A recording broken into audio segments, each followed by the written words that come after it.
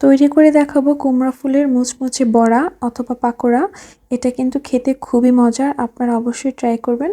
এটা বানাতে প্রথমে আমি নিয়ে নিয়েছি কুমড়া ফুল এবং এই ফুলের নিচের অংশটা একটু ফেলে দিতে হবে। এটা আলতো করে হাত দিয়ে টান দিলেই দেখবেন ভিতরের অংশটা বেরিয়ে যাচ্ছে। ভিতরের অংশটা কিন্তু খাওয়া যায় না, এই অংশটা ফেলে দিতে হবে। এবার আরেকটি ফুল নিয়ে দেখাচ্ছি। এরকম হালকা করে একটু বাঁকা করলে বা টান দিলেই দেখবেন ভিতরের যে হলুদ অংশটা আছে সেটা বেরিয়ে যাচ্ছে।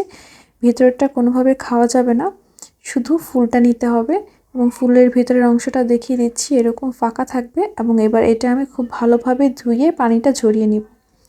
তো এটা ভাজার জন্য আমি একটি ব্যাটার তৈরি করব। সেজন্য নিয়েছি বেসন, চালের গুঁড়ো, হলুদ গুঁড়া, মরিচ গুঁড়া, ধনিয়া গুঁড়া, স্বাদমতো লবণ, চিলি ফ্লেক্স এবং কয়েকটি আস্ত জিরা।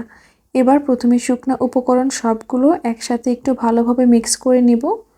মিক্স করে নিয়ে আমি অল্প অল্প করে পানি দিয়ে একটি ব্যাটার তৈরি করব। ব্যাটারটা খুব বেশি ঘন হবে না, আবার একেবারে পাতলাও হবে না। আপনারা চাইলে নিজেদের পছন্দ মতো ঝালটা কম বেশি করে নিতে পারেন। ব্যাটারটা তৈরি হয়ে গেছে। এবার আমি কুমড়ো ফুলগুলো ভেজে নিচ্ছি। এটা ভাজার জন্য প্রথমে কড়াইতে তেল গরম করতে দিয়েছি, দিয়ে এবার আমি একটি ফুল নিব এবং ব্যাটারে চুবিয়ে ভেজে নিব।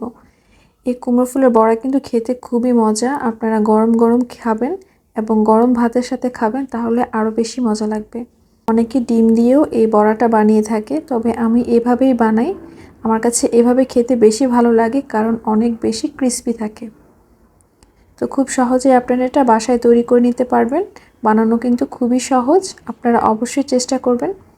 আপনাদের কাছে যদি রেসিপি ভালো লেগে থাকে তাহলে অবশ্যই লাইক কমেন্ট করতে ভুলবেন না এবং আমার ইউটিউব চ্যানেলটি সাবস্ক্রাইব করে পাশে থাকবেন এবং নতুন নতুন রেসিপি পেতে লাইক এবং ফলো দিয়ে সাথে থাকবেন।